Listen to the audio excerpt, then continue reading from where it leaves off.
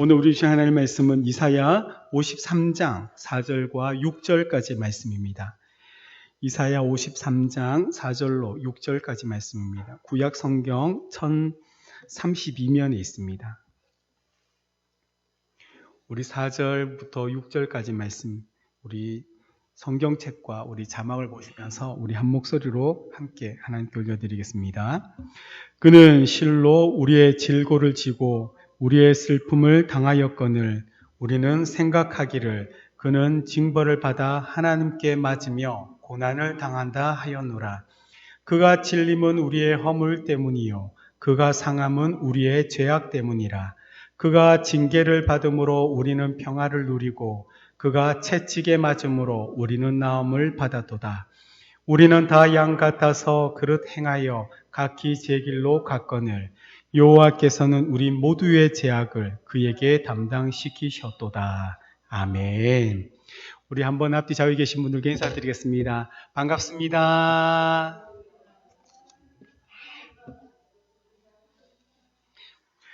마태복음 25장 29절에 이런 말씀이 있습니다. 무릇 있는 자는 받아 풍족하게 되고 없는 자는 그 있는 것까지 빼앗기리라. 아멘. 주님과 깊이 교제하면 교제할수록 사실 말씀의 그 풍성함을 더 많이 알아가게 됩니다. 또 기도를 하면 할수록 사실 기도의 깊은 은혜를 사실 누리게 됩니다. 예수님께서 이 땅 가운데 이제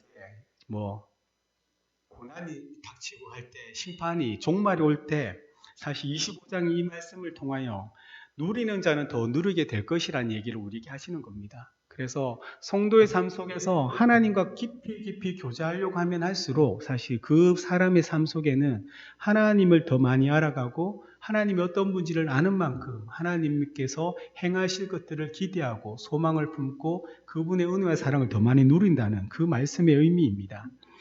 제가 신학대학원에 다닐 때 사실 아는 것도 없고 준비된 것도 전혀 없었기 때문에 하루 3시간 정도는 이제 목사님들이 기도해야 된다고 말씀하셔서 그냥 의지적으로도 하루 3시간씩 기도하려고 부단히 예를 많이 썼었습니다.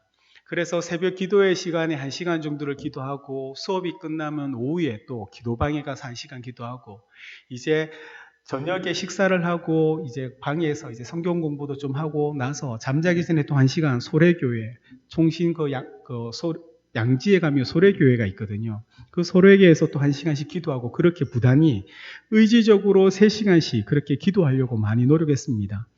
그런데 그러다가 시험 기간이 되면 희한하게 시험 기간이 되면 공부도 그렇게 열심히 하는 건 아닌데 시험 공부를 한다고 기도의 시간을 사실 하지 않았습니다.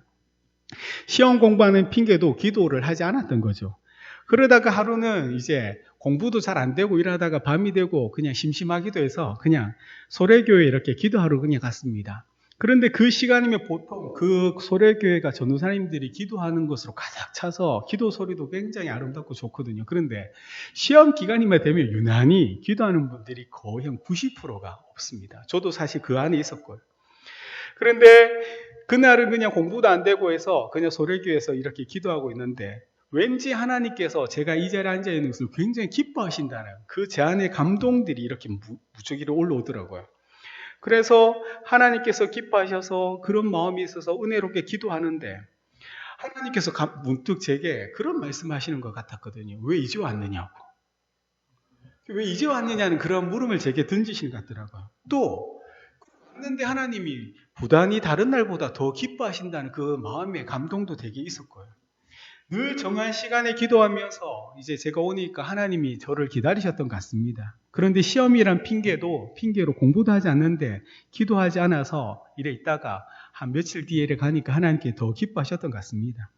그런 하나님의 모습 속에서 부모님들이 자녀들이 보고 싶은데도 그런 거 있지 않습니까? 보고는 싶은데 그 자녀가 멀리 이래 오는 것들이 피곤하기도 하고 힘들 것 같으니까 오지 말라는 그런 부모의 마음, 그런 마음이 문득 들었습니다. 그리고 문득 그때 제가 깨달았습니다. 제가 지금 이 신학대학원에서 해야 될 게 공부 열심히 해서 좋은 성적 받는 게 아니라 정말 하나님 앞에 잘 준비되어는 기도의 사람, 말씀의 사람으로 준비되는 것이 더 중요하다는 사실을 문득 깨달았습니다. 그리고 그때부터 성적은 평균 정도만 유지하는 걸로 애쓰고 시험을 치든 시험을 치지 않든 늘 하나님 앞에 말씀과 기도 생활을 졸업 때까지 지키려고 부단히 노력을 했었습니다. 그때 이 마태복음 25장 29절 말씀이 제게 딱 이렇게 새겨졌던 말씀입니다. 사실 고난주간이 지금 그런 것 같습니다. 1년 동안 지금의 시간만큼 이 땅에 있는 성도들이 주님을 더 많이 바라보고 깊이 묵상하는 시간은 없어 보입니다. 우리의 삶에서 사실 가장 중요한 것이 무엇이냐고 묻는다면 다들 하나님이 가장 중요하다고 말은 하지만 그 중요하신 하나님 앞에 우리의 시간들을 얼마나 내어놓느냐고 묻는다면 사실 이 고난주간 말고는 그렇게 하나님과 깊이 교제하는 그 시간들은 성도의 삶에 사실 참 많이 부족한 것 같습니다.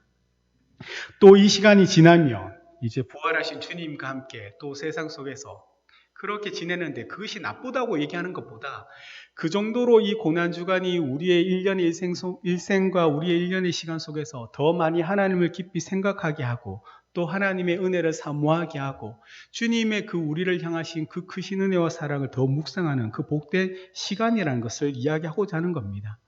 그런 우리의 삶이 이 고난주간이 지나면 다시금 하나님과 조금 더 멀어지는 것 그런 삶이 있을지라도 그런 우리의 삶과 상관없이 지금도 우리 주님은 하늘 보좌 우편에 계셔서 하나님 앞에 우리를 위하여 늘 중보하신다는 것을 꼭 믿으시길 바랍니다. 종으로 이 땅에 오셔서 우리를 위하여 고난받으신 주님이 우리의 죄를 위하여 이제 십자가의 길을 지금 걸어가고 계십니다. 사실 오늘 본문은 이 종의 노래라고 하는 이사야에서의 노래 시입니다. 시. 그런데 이 본문을 잘 보면 주님이 잘못한 것이 아니라 사실 우리의 죄의 결과로 우리 주님이 지금 십자가의 고통과 우리를 대신하여 고난을 받으신다라고 이사야는 이야기를 한다는 겁니다. 그런데 그 당시에 이 이스라엘 백성들은 이 이사야 이야기를 들으면서 사실 그 종이라고 얘기하는 것이 예수님을 상징적으로 얘기하지만 우리는 이 땅에 예수님께서 오셔서 이 이사야의 이 종의 노래가 주님을 우리가 이야기한다는 알지만 그때 그 당시의 백성들은 그 사람은 맞을 짓을 해서 하나님께 맞았고 또한 고난을 받을 짓을 했기 때문에 고난을 받는다. 이것이 사실 표준 세번역에서 나오는 4절의 그 이야기입니다. 우리 4절 말씀 한번 함께 읽겠습니다. 그는 실로 우리의 질고를 지고 우리의 슬픔을 당하였거늘 우리는 생각하기를 그는 징벌을 받아 하나님께 맞으며 고난을 당한다 하였노라. 아멘. 이 개역개정은 이렇게 얘기하지만 사실 표준 세번역에는 아까 제가 말씀드린 것처럼 맞을 짓을 해서 하나님께 맞고 고난을 받는다고 그렇게 사람들을 생각했던 겁니다. 우리를 대신하여 고난받으신 그 종을 지금 이사야가 이야기하고 노래하지만 사실 우리는 잘못이 없다라고 사람들은 생각했던 겁니다. 그러나 이 종은 우리에 대신하여 그 죄의 결과를 담당하고 있고 우리는 그 종이 그 죄의 결과를 담당했는데 오히려 그 결과 뒤의 은혜를 우리가 사실 누리고 있다는 겁니다. 사실 이 땅에 있는 모든 주의 백성들 살아갈 때 소소한 죄를 짓지 않는 사람은 없습니다. 예수 그리스도를 통하여 우리의 모든 과거, 현재, 미래 죄까지 다 용서함 받았지만 그럼에도 불구하고 연약한 자로서 매일매일 아니며 가끔 아니면 순간순간 하나님 앞에 죄를 짓는 우리의 모습이 있습니다. 사실 이 죄를 해결하기 위하여 성경에서 우리에게 가르쳐 주신 것이 뭐냐? 바로 제사제도였습니다. 구약에 있는 이 제사제도, 특별히 레위기에 있는 이 5대 제사 중에 속건제, 속죄제의 제사는 바로 죄를 지은 하나님의 백성이 다시 한번 하나님께 관계를 회복하고 하나님의 그 보좌 앞에 나갈 수 있도록 그 방법을 알려줬던 제사가 바로 속건제와 속죄제입니다. 이 죄에 대해서는 반드시 하나님께서는 속죄가 필요하다는 것을 명시하였고 명령하셨습니다.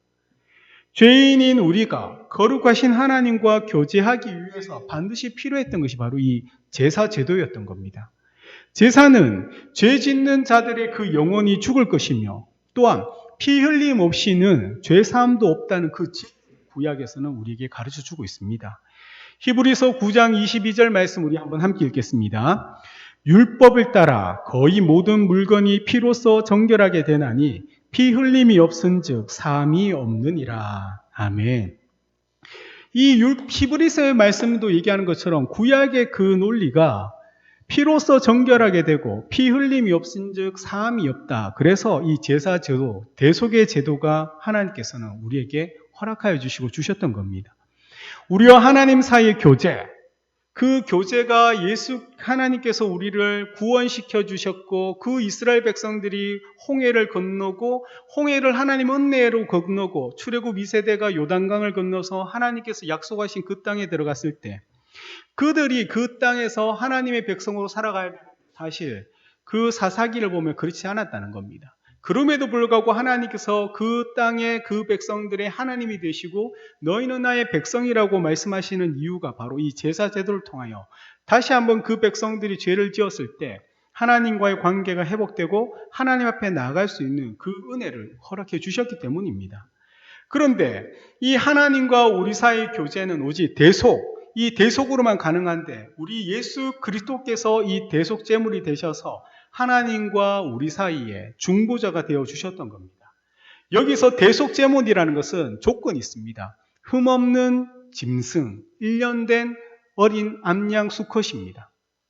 이 대속 제물은 정결하고 흠이 없는 것이기 때문에 주님이 잘못이 없음과 죄 없는 주님이 우리 대신 대속 제물이 되어 주셨다는 것이 바로 지금 예수님께서 십자가를 향하여 걸어가는 그 하나님의 어린으로 걸어가는 그 어린 양이 구약의 이 속죄제와 속건제, 그 대속제물로서 우리에게 말씀하고 있던 겁니다.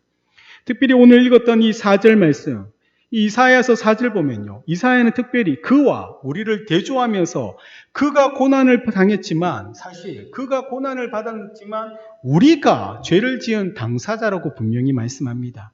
이 고대 근동에서는 어떤 사람이 고난을 당하면 그가 고난을 받을 만한 일을 했기 때문이라고 이야기를 합니다. 또한 어떤 사람이 맞고 있으면 그것은 그가 맞을 짓을 했던 죄인이기 때문에 맞는 것이라고 얘기합니다. 그러나 이사야는 지금 우리에게 말씀하는 것이, 주님은 우리가 죄인이기 때문에 오히려 주님이 맞았다고 이야기를 한다는 겁니다. 그는 우리와 함께 고난을 당하는 것이 아니라, 우리가 잘못해서 우리가 맞을 짓을 했는데 그 고난과 그 매맞음을 우리와 함께 당하는 것이 아니라 그는 우리를 위하여 고난을 당할 것이다 라고 말씀한다는 겁니다. 우리 5절 말씀을 한 번 더 함께 읽겠습니다. 5절입니다. 그가 찔림은 우리의 허물 때문이요 그가 상함은 우리의 죄악 때문이라. 그가 징계를 받음으로 우리는 평화를 누리고 그가 채찍에 맞음으로 우리는 나음을 받았도다. 아멘. 이 5절의 말씀에서 사실 우리 개역개정에는 생략되어 있지만 원어에 보면 5절에 가장 첫 번째 나오는 단어가 그러나입니다. 그러나라고 이렇게 얘기하면서, 그러나 그가 찔림은 우리의 허물 때문이에요 라고 이렇게 이야기를 하는 겁니다. 그는 우리의 반역의 결과로, 우리가 하나님 앞에 반역한 그 결과로 찔림을 당했습니다. 또한 우리의 그 악함으로 그가 상함을 당했습니다. 이 종의 노래고 이하는 그 종은 이런 결과가 바로 하나님이 우리의 반역과 우리의 악함을 얼마나 심각하게 반응하고 보여주는지에 대한 예시입니다. 우리는 보통 우리의 실수를 변명하기 위하여 또한 우리의 결점을 가볍게 보려고 하는 경향들이 있습니다. 사람들에게는. 그러나 하나님은요, 그런 우리의 변명과 그것이 아무리 작고 실수를 하더라도 그것을 전혀 하나님은 듣지 않습니다. 왜 그러냐면요, 우리의 실수와 결점이 아무리 작고 단순하다 할지라도 그것은 하나님을 거역한 죄의 결과이기 때문입니다. 경중의 문제가 아니라 이미 우리는 하나님을 거역한 인간이라는 것을 이야기하고자 하는 것입니다. 이것은 우리가 죄의 결과로서 작은 것에 대하여 하나님께 변명하고 실수하고 그렇게 한다 할지라도 하나님은 그 작은 것조차 이 죄의 문제에 대해서는 결코 하나님은 용서함이 없으신 분입니다. 그래서 이 죄의 결과를 누군가 맡아야 되는데, 이 죄의 결과를 누군가 당해야 되는데 그 종이 그것을 당하였고 그 종이 바로 우리 주 예수 그리스도라고 성경은 말씀하고 있습니다. 우리 53장 6절 말씀도 우리 한번 함께 읽겠습니다. 우리는 다 양 같아서 그릇 행하여 각기 제 길로 갔거늘 여호와께서는 우리 모두의 죄악을 그에게 담당시키셨도다. 아멘. 이사야 선지자는 지금 이 백성, 이스라엘 백성 전체를 양무리로 보고 있습니다. 양 혹시 아십니까? 양 굉장히 고집 센 동물입니다. 완전 외골수입니다. 양은 있지 않습니까? 굉장히 이기적인 동물입니다. 자기 자신 외에는 다른 것 전혀 신경 쓰지 않습니다. 저 대관령에 가면 양떼 목장 있지 않습니까? 아이들이 그 양이 이렇게 희고 이렇게 좋아 예뻐서 가는데 양은 사실 그런 동물이 아닙니다. 고집 세고 자기 입만 알고 있습니다. 풀밭에 있으면요, 그 풀을 먹는 것만 관심 있지 주변에 악한 짐승이 왔는 거에 대해서 관심도 없습니다. 그리고 양들은요, 놀라면 어떻게 되냐면요, 자기 뿔뿔이 자기가 가고 싶은 길로 다 도망가 버립니다. 이스라엘 백성들이 이렇게 양으로 비유되는 것처럼 우리 또한 이 양의 그 속성과 성질을 가지고 있는 그 연약한 사람이라는 것을 이야기하고자 하는 겁니다. 그런데 하나님께서는 이런 우리 양 같은 우리의 모든 죄악을 우리 주 예수 그리스도께 담당시켰다는 겁니다. 그래서 이 죄악이 무엇이냐고 묻는다면 예수님께서는 가시면류관 쓰셨지 않습니까? 예수님께서는 손과 발에 못을 박히셨거든요. 또 예수님께서는 옆구리에 총을 찔리셨습니다. 사실 이거는 십자가형이고 그 가시면류관은 유대인의 왕이라고 하는 그 유대인들이 조롱하고자 세웠던 그 면류관입니다. 그런데 사실 예수님께서 십자가에 달리시고 창에 찔리시고 가시관 쓰시고 이것은요, 이 이스라엘 백성들이 죄를 지었을 때 하나님 앞에 속죄 드릴 때, 이 속죄를 드릴 때 그 양을 잡는 것과 굉장히 비슷하다는 겁니다. 이 지금 번제의 영상이거든요. 이 5대 제사 번제가 사실 속죄제는 아니지만 속죄의 기능을 하는 건 아니지만 하나님의 그 화를 누그러뜨리고자 하는 충성을 향하여 하나님께 내가 충성을 드림으로 인하여 나의 잘못에 대하여 하나님께서 봐주십사 하는 그런 의미가 사실 조금 들어있거든요. 이 번제 영상을 잠시 보겠습니다. 예, 이 영상을 패션 오브 크라이스트의 예전에 영화의 내용입니다. 피가 생명의 이유는 굉장히 단순합니다. 고대 근동에서부터 아니라 피를 흘리면 짐승이나 사람이 죽었던 겁니다. 그래서 그 개념이 그대로 피가 곧 생명이라 얘기하는 겁니다. 아까 번제 영상 할 때 그 어린 양을 잡는 사람은 사실 죄인이 잡습니다. 죄인이 어린 양에게 안수로 죄를 전가시켜서 그 죄인이 자신의 손으로 자신을 대신하여 그 양을 잡습니다. 그래서 피를 받아서 하나님께 다 올려드리는 거거든요. 양이 고집스럽고 욕심 많고 그렇게 할지라도 딱 하나 양은 죽음의 순간에도 가만히 있는 특징이 있습니다. 예수님께서도 이제 나중에 잡히셨을 때 신문 받을 때 보면 빌라도 앞에서나 헤롯 앞에 있을 때 예수님께서는 침묵하시거든요. 하나님의 어린 양으로서 그 일을 감당하시는 겁니다. 십자가에 달려 돌아가실 때 주님께서 가신 면류관 쓰신 게 어쩌면 우리의 머리는 하나님의 말씀을 묵상하고 늘 하나님을 생각해야 되는데 우리의 생각이 죄와 욕망과 욕심과 남을 미워하는 것들에 대하여 우리가 생각하는 것들에 대한 죄를 주님은 그 종의 노래처럼 우리를 대신하여 이렇게 가신 면류관을 쓰셨던 것일 수도 있습니다. 주님이 채찍이 맞는 것처럼 우리가 사실 세상에 보여지는 모습이 추하고 더럽하지만 우리가 안 그런 척하는 모습 들지 않습니까? 사람을 미워하면서도 미워하지 않는 척하는 그 외식적인 모습들, 그러한 것들이 주님은 채찍 맞으면서 그 양을 옷을 벗기면서 그 외식을 하나님 앞에 불태우는 것처럼 우리 대신 그렇게 채찍을 맞으신 것일 수도 있습니다. 이 손은요, 하나님의 말씀과 지팡이를 들어서 하나님의 일을 이 땅 가운데 대신 이루어야 될 이 손이 사람을 괴롭히고 사람을 때리고 정말 하나님의 일을 해야 될 이 손이 정말 세상을 향해 나간다면 어쩌면 주님께서 우리를 대신해 그렇게 십자가의 손에 몹을 박힌 것일 수도 있습니다.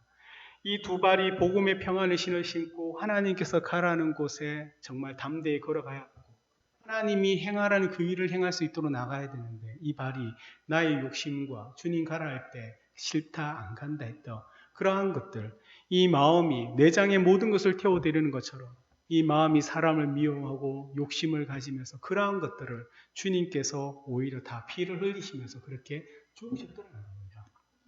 이거는요, 2000년 전에 단 한 번으로 모든 것이 끝났던 사실을 꼭 기억하시기 바랍니다. 매번 이런 것들을 통하여 우리가 주님께서 다시금 우리를 십자가에 달리시고 죽으셨다는 것을 우리가 사실이지만 그 사실이 2000년 전에 끝났고 우리는 제가 새벽에도 말씀드렸지만 부활을 바라보아야 됩니다. 주님께서는 살아나셨고 그 살아나신 가운데 그 십자가의 사건은 우리를 위하는 거죠. 우리를 너무 사랑하시고 우리에게 은혜를 베풀어 주시기 위하여 그 일을 행하셨기 때문에 그 십자가를 향하여 그 고통과 그 잔인한 것을 보는 것이 아니라 그렇게까지 우리를 사랑하신다는 것을 하나님께서 그 예수를 십자가에 죽이면서 우리의 사랑을 확증하셨다는 것을 그 말씀을 우리가 믿고 우리에게 주어진 이 약속의 말씀들이 또한 이 땅 가운데 이루어질 것을 확신하며 살아가는 것이 바로 우리의 삶의 모습이라는 겁니다. 사랑하는 여러분, 하나님이 여러분을 얼마나 사랑하시는지 정말 여러분 잘 몰라요. 정말 죄가 얼마나 두렵고 떨리는 건지 이 땅에 사는 성도들 잘 몰라요. 유대인에서는요, 저 제사는 어릴 때부터 아버지의 손을 잡고 죄를 지으면 네가 이렇게 해야 되는 것을 실제적으로 보았기 때문에 이스라엘 백성들이 죄를 굉장히 두려워했던 이유가 바로 저것입니다. 그러나 우리는요, 이미 예수님께서 우리를 위하여 모든 죄를 용서해 주셨다는 것 때문에 우리가 짓는 죄들, 우리는 그것을요, 너무 쉽게 생각하는 것이 있습니다. 그건 아닙니다. 죄의 경중과 상관없습니다. 죄는 하나님과 우리의 관계를 깨뜨리기 때문에 하나님은 죄를 멸시하고요. 그래서 이 속죄죄와 속건죄를 멸종의식이라고 얘기하거든요. 죄를 늘 회개해야 합니다. 늘 정결해야 됩니다. 늘 거룩해야 됩니다. 왜냐하면 하나님이 우리가 거룩하지 않고 우리가 정결하지 않으면 우리와 교제할 수 없고 우리와 만날 수 없기 때문입니다. 그런 하나님께서 우리와 늘 함께 하시기 위하여 성령 하나님을 선물로 주시면서 우리에게 깨닫게 하지 않습니까? 가르쳐 주지 않습니까? 살아오는 성도들을 옆에 두면서 우리가 죄된 길로 가지 않도록 붙잡아 주지 않습니까? 또한 우리가 실수한 것들을 대하여 세상에 나가서는 실수하지 않도록 이 교회 공동체 안에서는 서로를 용납하고 용서하라고 얘기하시는 이유가 우리는 그만큼 연약한 자들 때문에 이 공동체 안에서 훈련받아서 세상 속에서 실수하지 않는 믿음의 사람으로 살아가라는 겁니다. 그런데 이 공동체 안에서 서로의 용서함이 없고 사랑함이 없는데 어떻게 세상에서 우리가 그렇게 믿음으로 용서하며 살 수 있겠습니까? 안 된다는 거죠. 그러나 주님은 그런 우리들의 모든 연약함을 아셔서 성령 하나님 우리에게 선물로 주시면서 오늘도 우리가 믿음으로 살아갈 수 있도록 인도하시고 도와주신 사실을 꼭 기억하시기 바랍니다. 이 영상이 잔인한 것을 말씀하려고 하는 것이 절대 아닙니다. 하나님이 이렇게 우리를 사랑하시고 동시에 우리 또한 죄를 굉장히 두려워해야 하고 죄는 굉장히 무서운 것이라는 사실을 깨닫고 이 안에는 정말 믿음으로 나아가시는 여러분 되시기를 예수님의 이름으로 축복드립니다. 우리 찬양 한번